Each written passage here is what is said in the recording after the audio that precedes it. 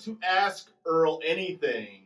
This is the second Ask Earl Anything for August 2025.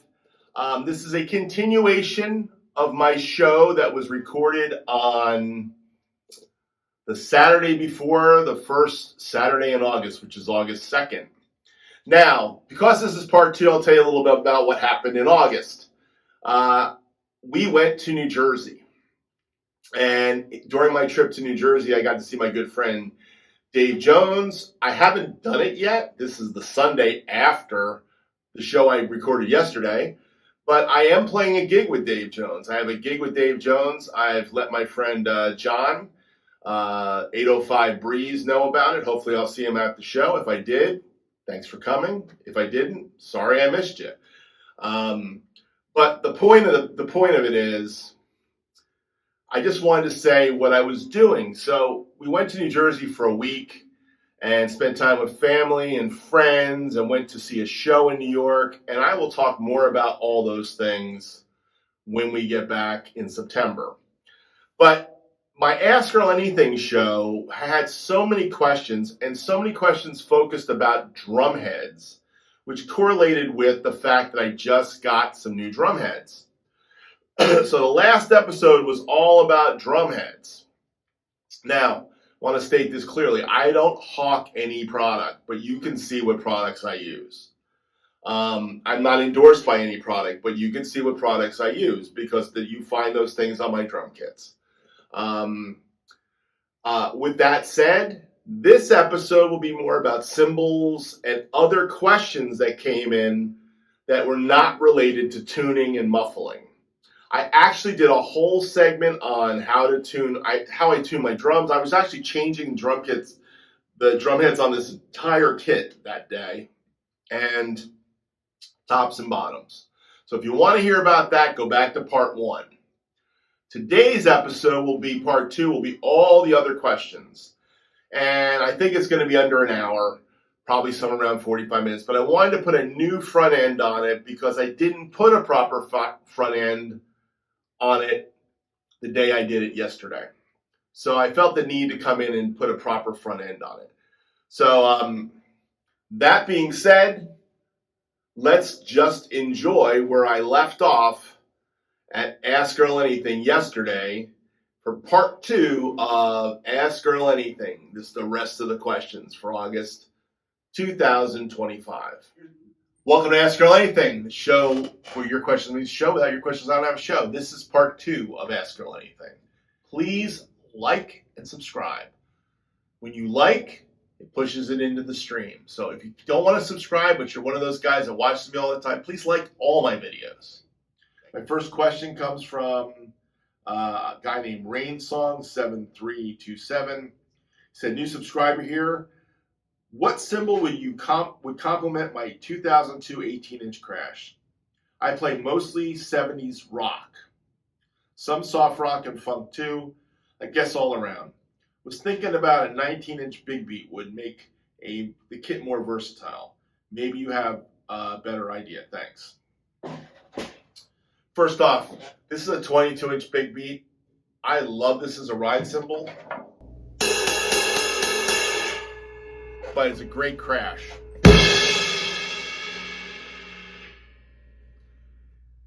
The big beats and the giant beats were designed to be crashes or rides. So if you got a 19-inch big beat, you can play it as a 19-inch ride cymbal.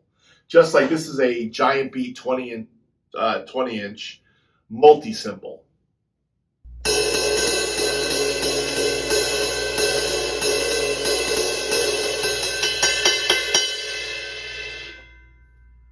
Good ride cymbal or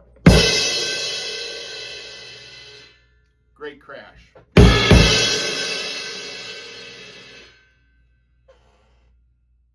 The giant beats and the big beats are both made of B8, which is the alloy of the Paiste 2002. By the way, the giant beats came first in the early 70s, and then it went to the Paiste 2002s. But they sound great together.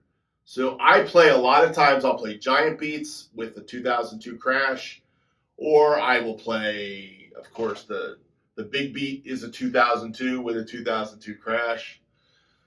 The 18-inch 2002 sounds great with my 505, which is, again, B8 alloy, 2002 alloy, just made with less lathing around it, made to be cheaper, a little bit cheaper. Those sound great. But I will tell you, I could put a Zildjian, an A Zildjian crash cymbal with it, especially an Armand. An Armand, 18-inch Armand, and an 18-inch 2002 work well together. I don't mix and match as much these days. I tend to play Paiste for Paiste and Zildjian for Zildjian, but that's just me. But you have lots of choices, my friend. So enjoy all the choices, and that 19-inch will sound great with that 2002 crash 18-inch. For the next Ask Earl Anything, Mickey F 3730 asked a question about heads too. Great Ask Earl Anything, my friend. Maybe you can show us the next Ask Earl Anything, the unboxing or setup demonstration of your new mixer. So what I'm going to do is I'm going to show you first the kit. This is the Monster kit. This is my Pearl fiberglass kit. And presently, the new interface is the sound of the kick drum preamp, the snare drum preamp, and the overheads preamp. By the way, I'm going to fix the overheads. There we go. All the tom mics are going into the Behringer ADA 2800. So that's that. Now, as you can see, we're in the studio over here, taking the walk around. Now, this kit, which is the Walnut Gretsch kit, this kit has got the tom mics going into the brand new Focusrite 18i20 interface for the tom miking preamps, and the snare, the kick, and the overheads are going into my 7-circle audio. So let me show you those two preamps, and let me show you the new setup by the studio. Okay, here's my studio. All right, that's my on screen. I'm going to move a few things here. Now, by the way, what's on screen is Logic and the new mixer for the audio interface, which is the Focusrite 18i20 audio interface. This is the new mixer. I used to have a mixing board, but this is where I make my mix for my headphones. And I've got the ability to do the headphone mix for Studio A or Studio B, and for recording loopbacks, which is recording something off of Spotify and turning it into a Moises track for me.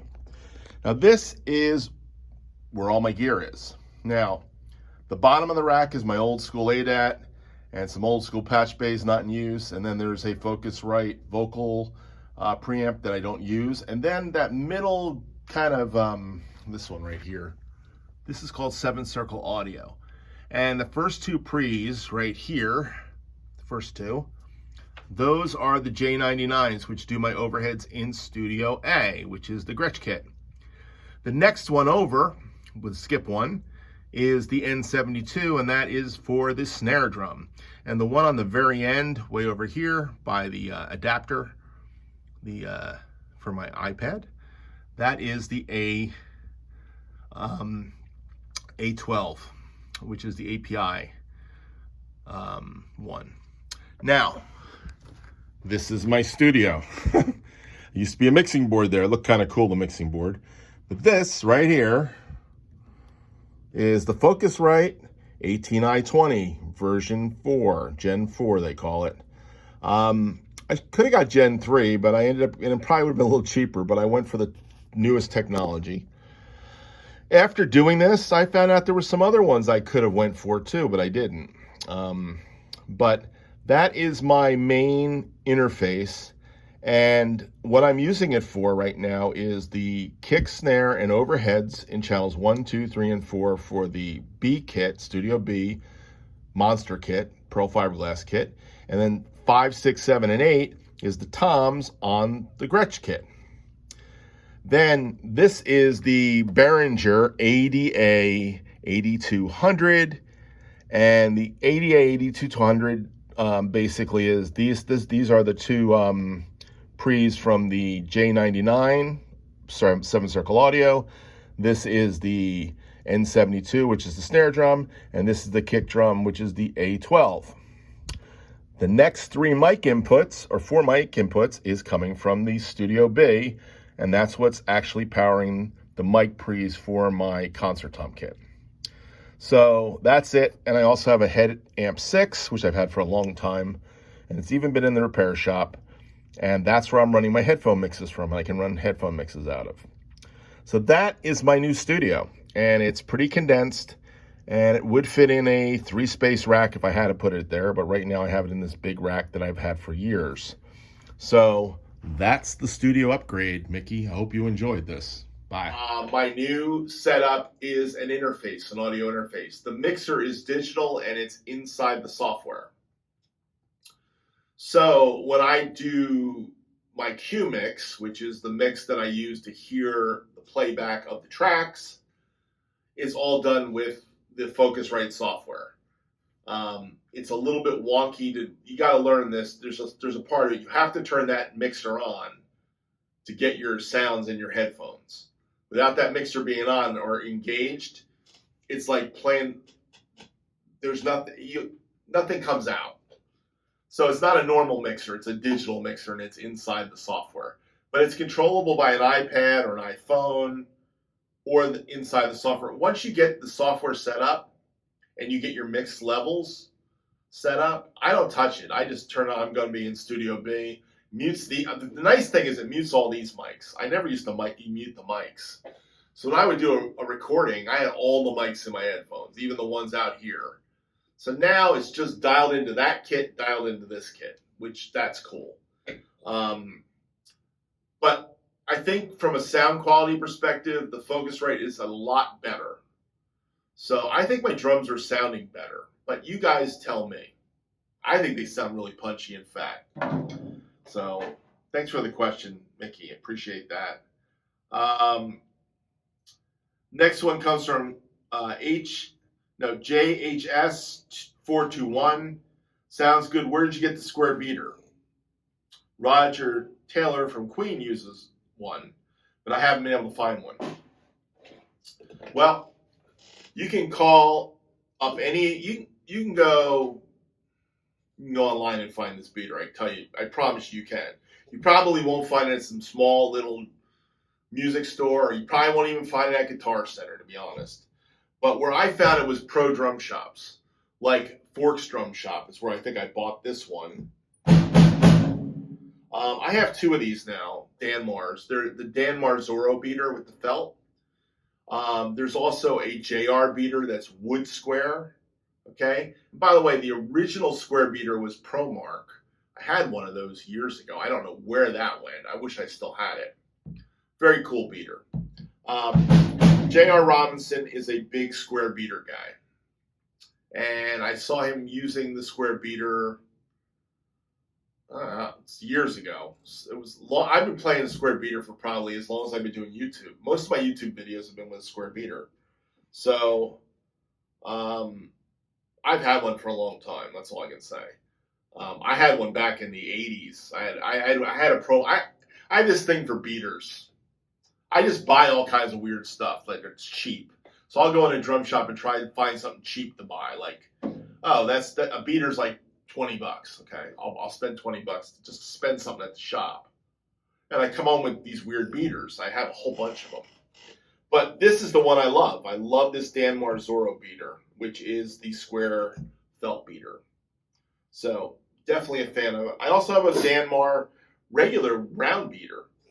And then I have a Danmark regular round beater that I cut with a saw to get the flat.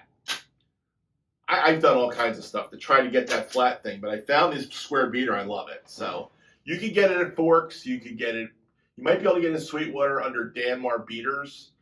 But most of the pro drum shops sell this beater. So I've seen it at Forks. Maxwell's shop's got it. I think I saw it at Hawthorne Drum Shop in Pittsburgh. I've been to a lot of drum shops. You can find just about anywhere. I mean, Drum Supply House in Nashville.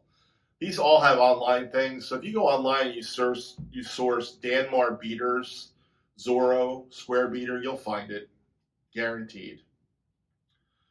All right, next one was on Little Genie. This comes from Dean Papadopoulos 3314. He said, very beautiful. The toms are just nuts. The miking of the snare and the hi-hat are wonderful. If you're inclined to make a suggestion on the best books on drums and drum sounds, I would appreciate it. However, absolutely no pressure to do so. Well, getting a great drum sound, Dean, that takes good microphones, good heads, decent interface, decent preamps. If that's where you're going with it, you know what I mean?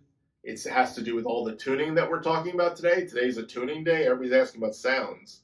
When it comes to like recording inside the DAW, like Logic, it's compression, it's EQ.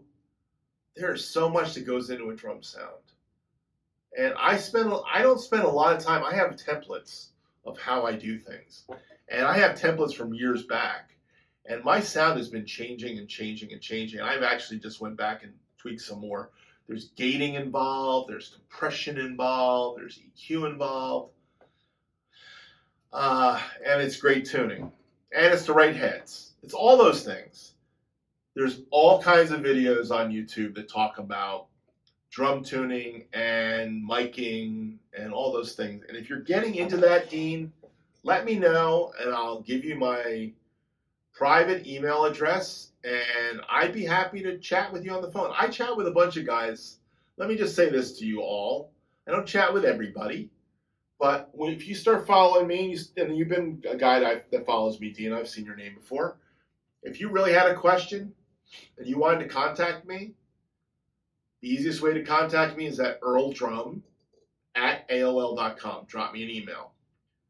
And of course, make sure you put stuff in the email or I'll throw it away. I delete garbage. But if you put a personal note and say you watch me on Ask Earl Anything or you watch me on YouTube and you ask me a question and you want to talk to me, leave your phone number and then I'll send you my phone number and we'll find a way to talk. I have met so many great drummers from YouTube by dropping a phone number on an email with people. And I talk to these guys. So I enjoy talking to Jim Hoovey. I talk to Kelly Cusimano, Eric from the Drum Attic, my friend Mike Fasano. I've got a lot of friends. Jim Waggy, from Freedom Music Factory. These are all guys that are doing the YouTube thing and I become friends with. So if you have a question that you really want to ask, dig deep in, reach out to me and I'll see what I can do. That's all I'm going to say. We'll probably go back email a little bit, and then if I feel comfortable, then we'll go to the next level with it. But you can reach me at earldrum@aol.com. Why am I giving you that? Because every hacker in the world has earldrum@aol.com, so I don't really care anymore. I don't care how many times they say earldrum@aol.com. It's out there. But if you have a more, your question's so open-ended, I can't even figure out where to go with that, Dean.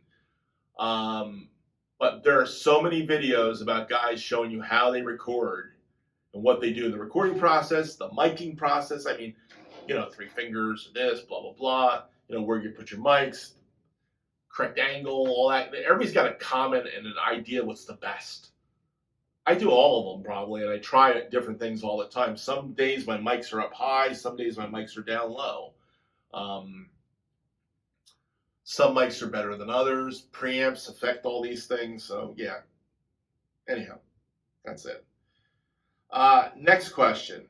This is Robbie Rock Drummer. Hey Earl, for your next show, any tips to young kid drummers? Okay, Robbie, I got some tips. First off, get a good teacher, take some lessons. That's a starting point. Get a good teacher, take some lessons, get your hands together and your feet together.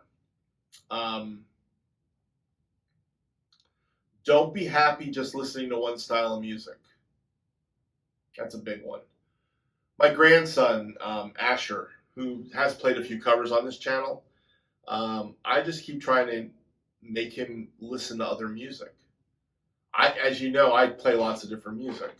So exposure to different music is going to help you figure out how to play all kinds of stuff.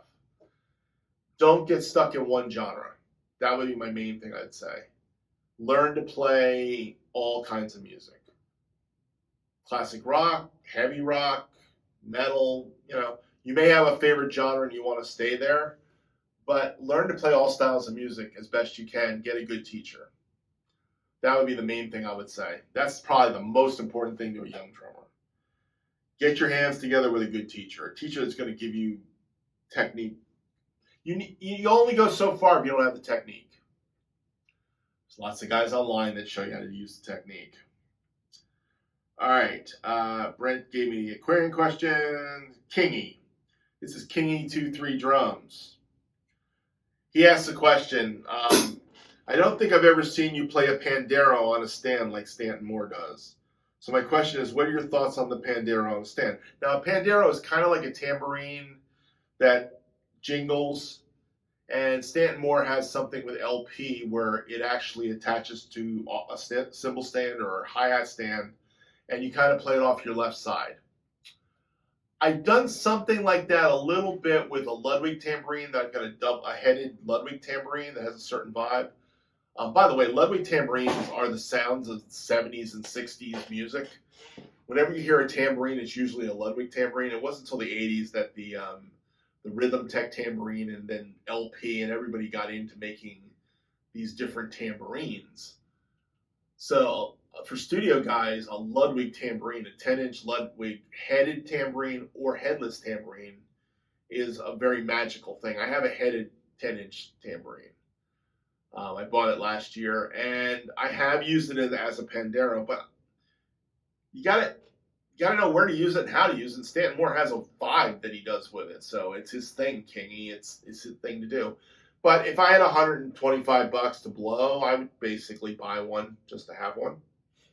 I actually looked at buying one about 10 years ago. Didn't buy it. Maybe 8 years ago. I was in New York. I was in Maxwell's drum shop. And you know what I bought instead? My gong.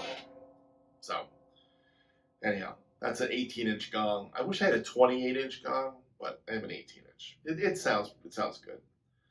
That's the answer to that question, Kingy. Thanks for that one.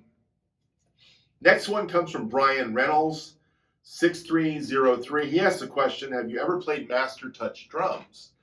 Now, Master Touch drums are Remo's version of a drum kit. Remo made and Remo makes percussion out of this drum shell called Acousticon. An Acousticon is really a resin fiber, wood fiber drum shell that's pressed together.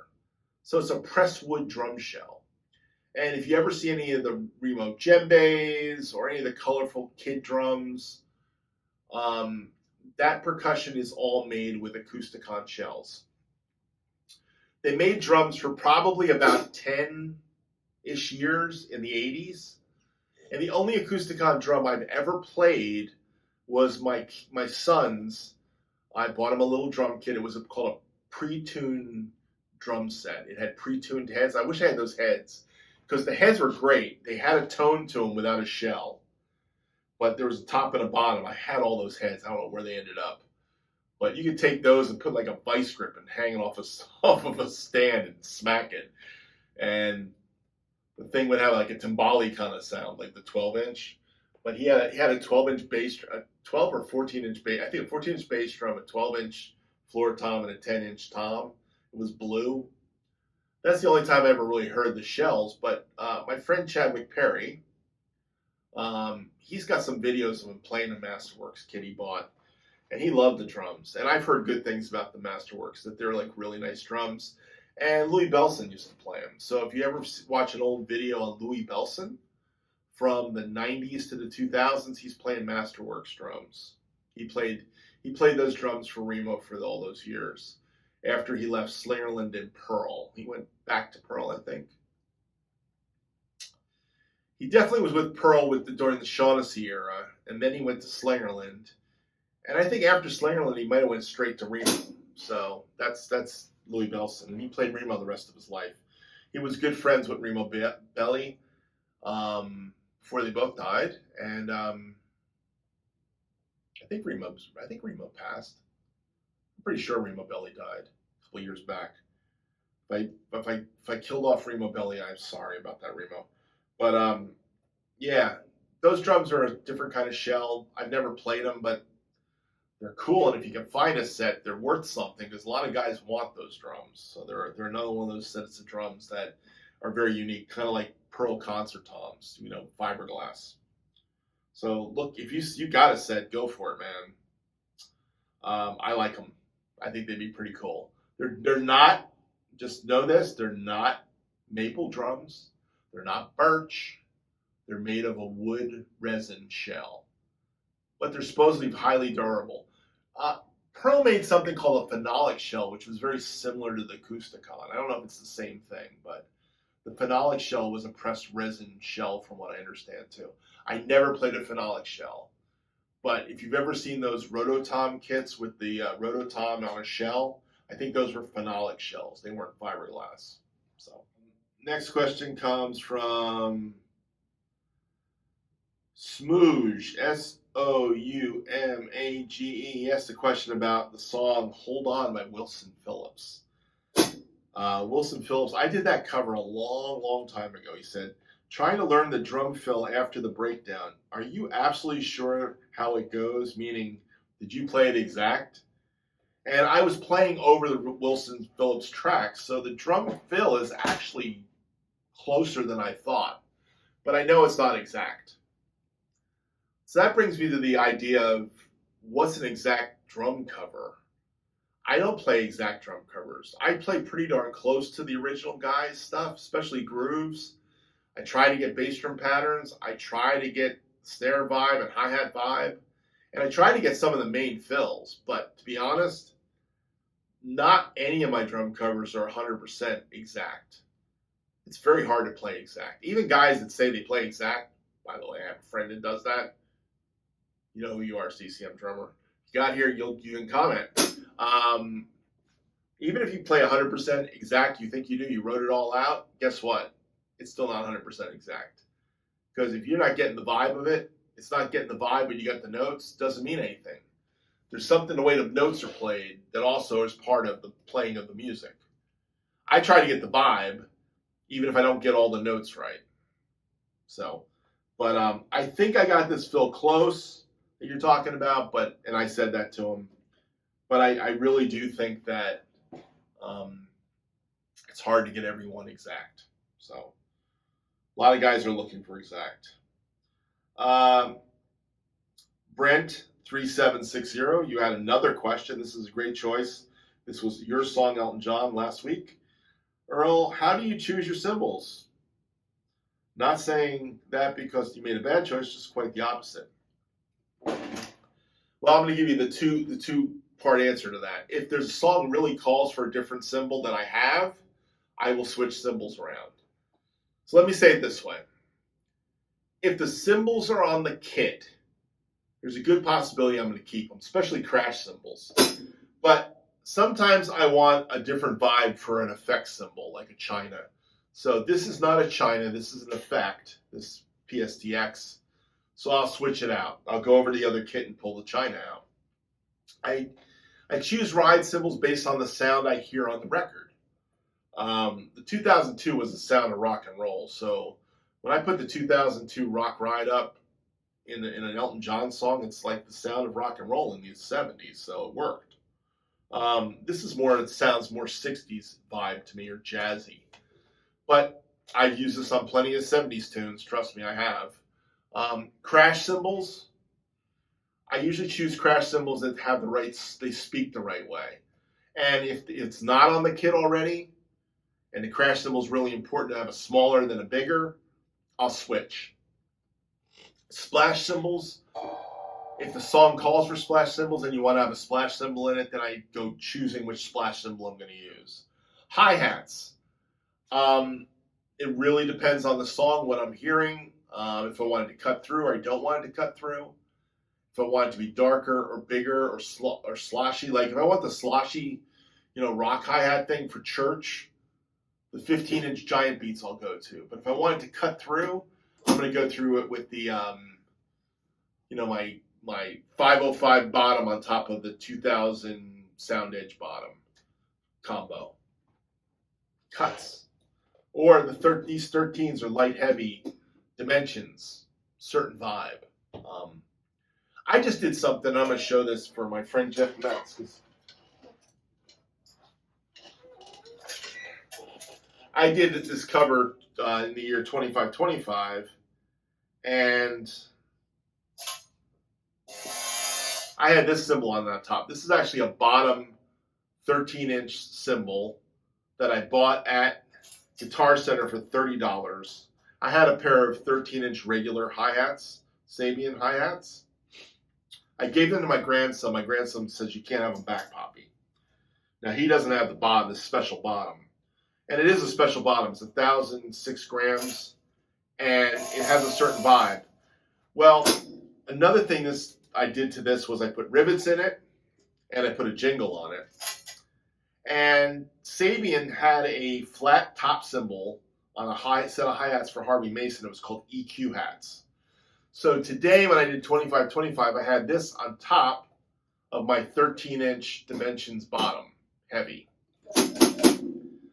It sounds different. It's got a sizzle to it. So you got to listen to that song if you want to hear this strange combo. But I was just goofing around with it this week, and I got too lazy to change it out. So it had one Sabian, but I mean, $30.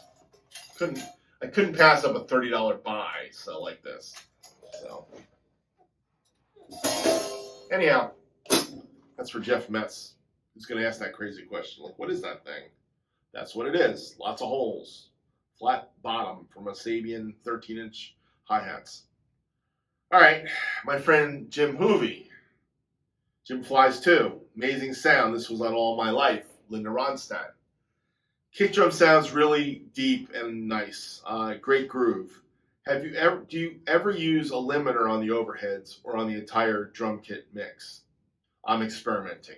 And the answer to that question is I use a limiter on the drum, actually on the whole mix. I put a limiter at the bottom of the mix chain, the bus chain, the master bus chain. So my master bus has a compressor. It has a compressor. It has a tape emulation on it. It has this thing called Oxford Exciter, or Oxford Limiter, actually. That's a different limiter. And then I've got another limiter, a precision limiter on it. So yeah, I use limiters on the bottom. The limiter, but what the limiter does is it stops clipping. So when you think of a limiter on the bus, what you're thinking about is you don't want it to go over 0 and clip. So you put a limiter on it to stop that from happening. So I have my limiter set at 0.03, I think. So it's just 3/100ths, so it doesn't clip. I don't really use limiters anywhere else, but I do use compression and parallel compression, meaning multiple compressors like the mix bus and on the actual track. There's so much you can do with that. Now, some other guys use limiters on a room mic and make a really squash sound. I don't know if that's what you're asking. I've done that before. It's interesting, especially a big fat room where you're using the limiter to crush it and get this kind of depth vibe in your, you put a mic somewhere else where it's outside it's really far away, so there's a delay factor in there because the time and space delay. Like these overheads hear things exact, but if I have a mic away from this, that mic's going to be out of phase with this. It's going to be a delay to it. Some guys use that as reverb, a different way of using reverb, and they use limiters on it and crush it. so many technical questions. I don't know how to explain this without showing you how to do it. But if Jim, give me a call and I'll walk you through it if you want me to. But yes, I use limiters. Totally use limiters on the mix bus all the time. All right. Midnight at the Oasis. That's right. All right, I had a question, another question from Brent. Now, this was Brent's real question, and it's funny. I think, Brent, you wrote this question to Rick Beato, I think, because Rick Beato, I watched that whole video, and he basically bought a bronze Canopus piccolo snare drum. I think it was bronze, might have been brass. But, so you asked the question about snare drums. You have a lot of snare drums. Yes, I do, okay? But you said Rick. So I thought it was to me, but it was to Rick. I think it was Rick Beato. But then that same day, you wrote something on my Cymbals cover. He said, Earl, here's a question for a future Ask Earl Anything segment.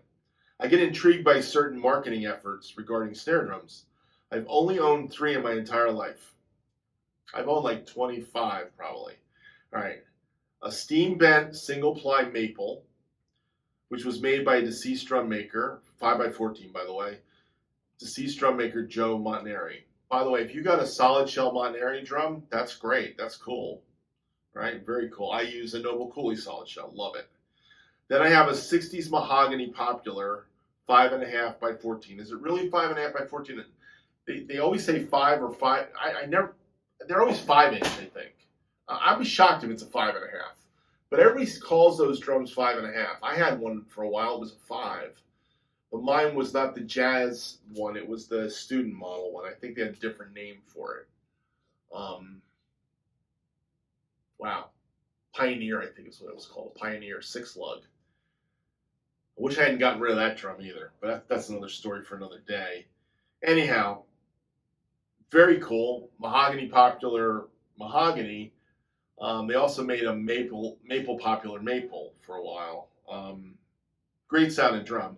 And then you said, to be honest, the workhorse is my Ludwig 5x14 LM400 Superphonic. The question involves brass. I never had a brass snare drum. The Ludwig chrome over brass intrigues me. My Superphonic can literally do everything. Low and fat to high, unbelievable crack. Would it pay, in your opinion, to snag a brass snare drum to round out the collection? If so, what model do you like and what brands? Well, Brent, that's a no-brainer question for me. I've had Superphonics. I have an Acrolite. I think I've had 3 Superphonics in my life and 2 Super Sensitives that were the Ludaloy. I like aluminum snare drums. I have a cast aluminum snare drum that's killer. And this Acrolite is great for what it does. But no drum perked my ears until I heard a brass Ludwig 5x14 Superphonic. And I heard one that was from the 50s, and I just fell in love with that sound. And then my friend Ken Burton came in here one day with his 5x14 Black Beauty Centennial model. It was made at the 100-year anniversary model from 2009. And I bought that. I traded my bronze, hammered bronze Superphonic 6.5x14 for that 5x14 brass Black Beauty that I've had for over 15 years now. I love the drum. It's always on the concert top kit. It seems to live there. It's probably my favorite drum. Jeff Porcaro used to use that drum all the time. By the way, that was one of his favorite drums. Now the classic Black Beauty snare drum that is brass, okay, nickel over brass. That is the 6.5x14 Black Beauty, the deeper bottom size one. I have one of those. I will tell you I like the 5-inch better. I do. I like it better. But it is a great drum, and it sounds very, very cool. Brass is the coolest. I have a brass 8x14. And if you don't have a lot of money, Brent, these Ludwig drums, what were they called? Oh my gosh. I bought an 8x14. Let me grab it. All right, this is called a Black Magic drum. Nickel over brass. Now these are made in Taiwan, and I've got this tuned way down right now, so killer drum. I got this for $215, 2015. 8x14, great drum. They make a 6.5x14 and they make a 5. So if you can't really afford a Black Beauty, which is about almost $1,000 now, these are good drums. They sound great. They're brass. Heavy. Brass is heavy. You don't need bell brass to get the brass thing. A Black Beauty will suffice, but I think the Black Beauty is the best. The chrome over brass Ludwigs are like Black Beauties. I've played the chrome over brass. I have played the chrome over brass drums, and I will tell you they're great drums. So, chrome over brass or a Black Beauty, Ludwig. You like Ludwig? Stay with Ludwig. Best brass snare drums out there. I have played others. Yamaha makes a nice one. Earl makes a nice one. Gretsch makes some really nice ones too. But I will tell you the Gretsch brass, chrome over brass Gretsch drum, I have one. It does not sound like my Black Beauty. They are two different drums. But it's nice to have one. It's a different vibe. I think the brass used on the Ludwigs, the way they used the brass and spun the brass shell is the shell to get. Definitely. So Brent, that's the drum I recommend. So that's it. That's my authority speaking there on brass drums. I got two more questions I know of. My first question is my question that came in today from Mickey F. 3730. Mickey and Brent, thank you for asking questions and being on my shows. I love when you guys ask questions. I'm glad I got so many questions. I just seem like I'm all over the place today.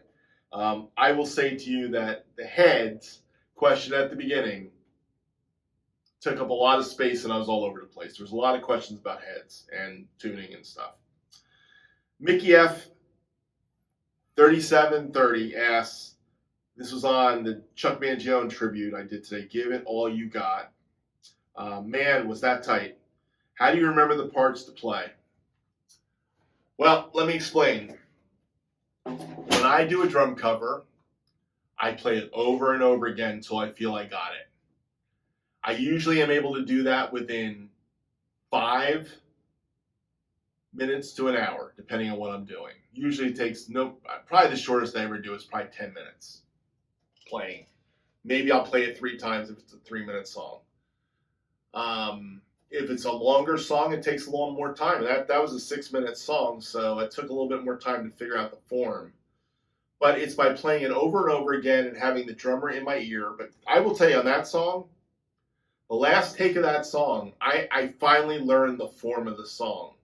Because the way they kind of do their cuts and their breaks and their hits and the pushes and everything was a certain form. And it was a little odd. It wasn't standardized 8-bar type stuff. It was kind of rolled around. But when you heard it, you knew there was the B and the A, and you kind of knew the push. All I can say is I've gotten pretty good at listening and picking stuff up fast. And I guess it's because I do it all the time. So, and the funny thing is when I learn a song, I kind of remember most of it for the next time it comes up. I can play it again. It may not be perfect, but I'll be 90% there if I've heard a song. So it does stay with me too. It is a memory practice. And I think as you get older in life, you got to practice your memory, keeping it going. And being able to memorize this stuff is a real major thing. Now, if you're a studio guy, you want to write the stuff down and just write it and read it and play it as fast as you can and get out of there. That's what studio guys do. But I'm not trying to be a studio guy, and I like the fact that I learned the song the way I do. And I try to get it close to exact, not exact. I kind of went through that today. But yeah, it's understanding how music works. A, B,